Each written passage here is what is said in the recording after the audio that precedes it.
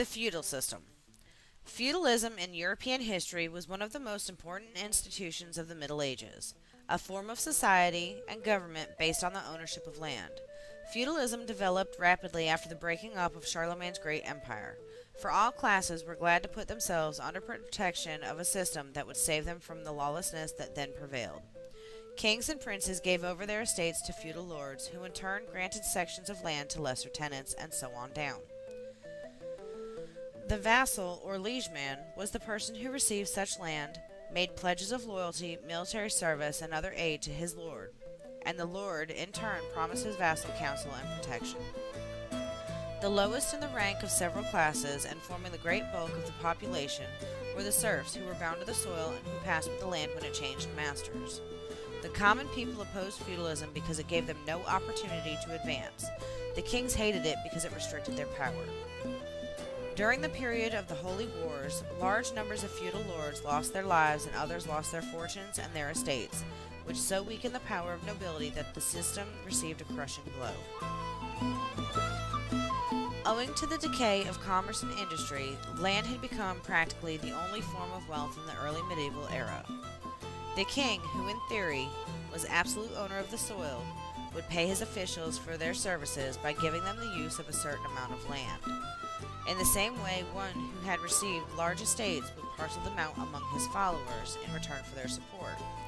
At the apex of the feudal pyramid, the king stood the supreme landlord who was supposed to hold his land from God. Below the king stood the greater lords such as dukes, marquises, counts, and barons with large estates. Below them stood the lesser lords, or knights. Their possessions were too small for further subdivision. The vassal, first of all, owned various services to the lord. In time of war, he did garrison duty at the lord's castle and joined him in military expeditions. In time of peace, the vassal attended the lord on ceremonial occasions, gave him the benefit of his advice when required, and helped him as a judge in trying cases. The ceremony of homage symbolizes the whole feudal relationship. One who proposed to become a vassal and hold a fief came into the lord's presence bareheaded and unarmed, knelt down, placed his hands between those of the lord, and promised henceforth to become his man. The lord then kissed him and raised him to his feet. After the ceremony, the vassal placed his hand upon the Bible, or upon sacred relics, and swore to remain faithful to the lord.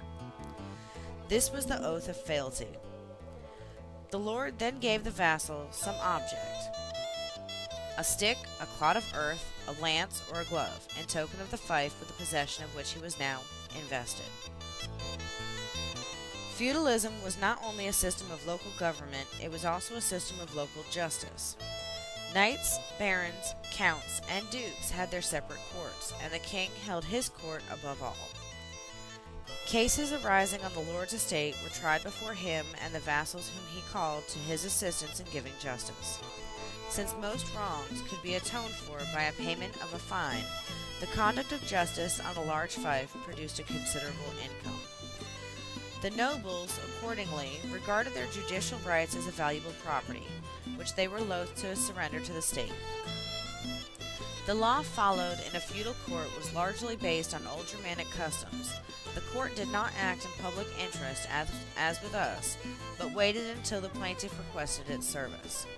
Moreover, until the case had been decided, the accuser and the accused received the same treatment.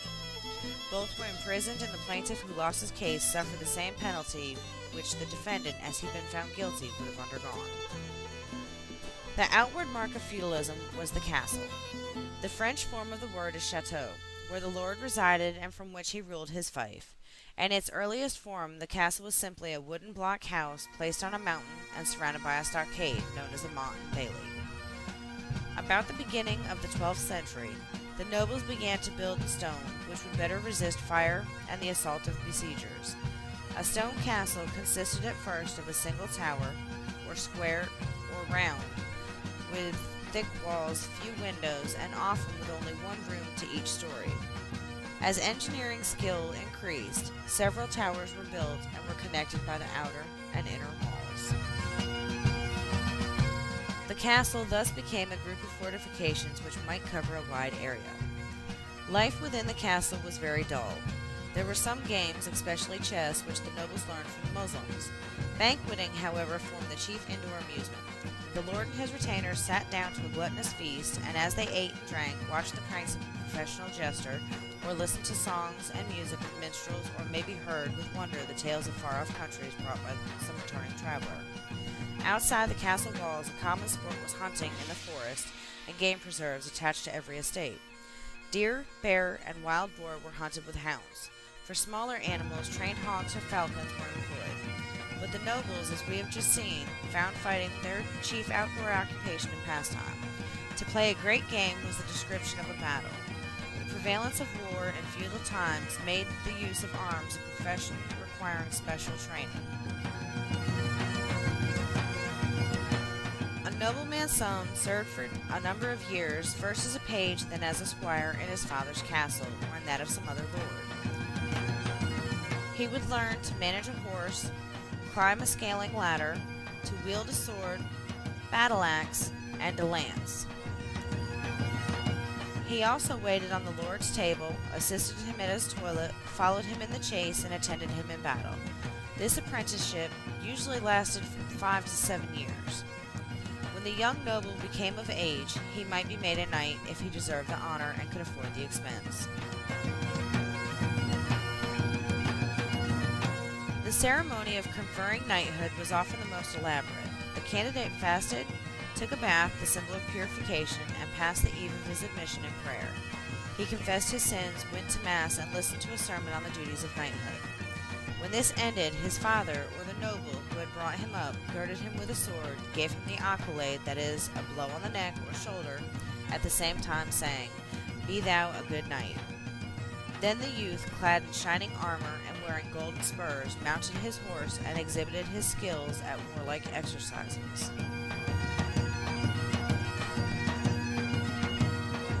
If a squire for valorous conduct received knighthood on the battlefield, the accolade by stroke of the sword formed the only ceremony. Introduction of feudalism fostered the movement from town to country. For feudalism, as has been shown, rested on the soil as its basis. The lord, his family, his servants, and his retainers were supported by the income from land and property. The country estate of the lord was known as a manor. A manor naturally varied in size according to the wealth of its lord. In England, perhaps 600 acres represented the extent of an average estate. Every noble had at least one manor. Great nobles might have several manors, usually scattered throughout the country, and even the king depended on his many manors for the food supply of the court. England, during the period following the Norman conquest, contained more than 9,000 of these manorial estates. Lower down on the feudalism scale, we have the peasants of the villages, which would be the various craftsmen and shopkeepers. The peasants on the manor lived close together in one or more villages.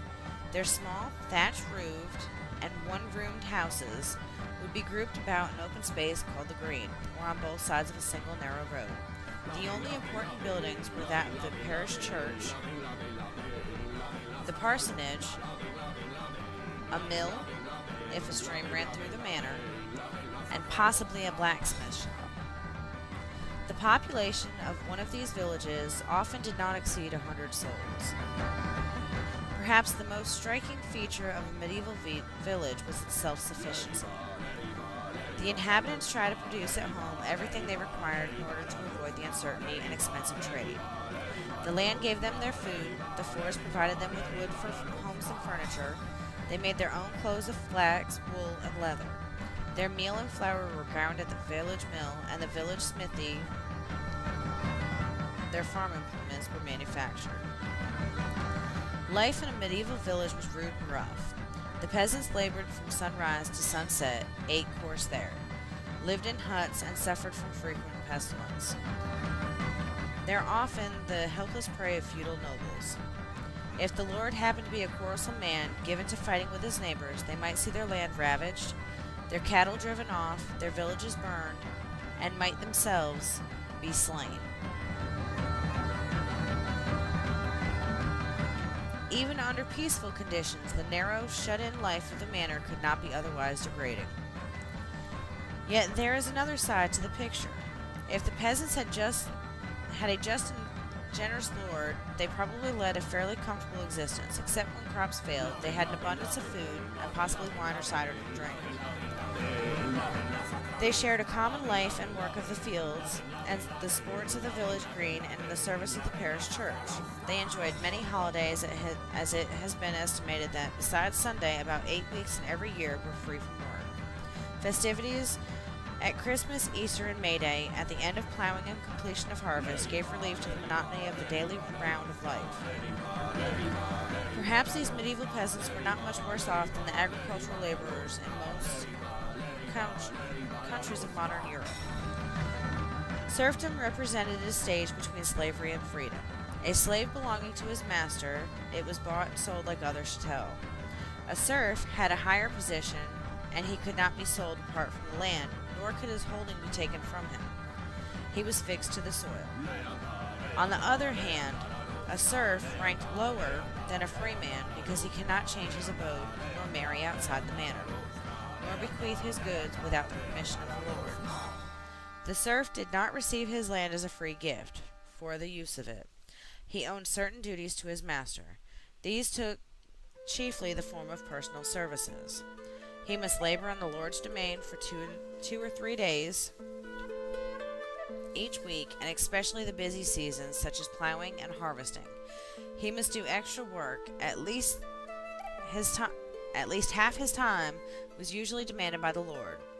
The serf had also to make certain payments either in money or more often in grain, honey, eggs, or other produce. When he ground his wheat or pressed his grapes which grew on his land, he must use the lord's mill and the lord's winepress and pay the customary charge. In theory, the lord could tax its serfs as heavily and make them work as hard as he pleased, but the fear of losing his tenants doubtless in most cases prevented him from imposing greater burdens on them. So there you have the order of rank in the feudal system. On the top was the royalty, the king and his queen, and the prince and princesses, along with various cousins and relatives. Then you have the lords such as dukes, the marquises, and the earls. Below them, you have the knights who gained respect from all above him due to his valor and skills in battle, thus being dubbed sir. Below the knights you have the craftsmen and peasants that live in the villages, and then lastly you have the serfs who do the bulk of the work on the lands.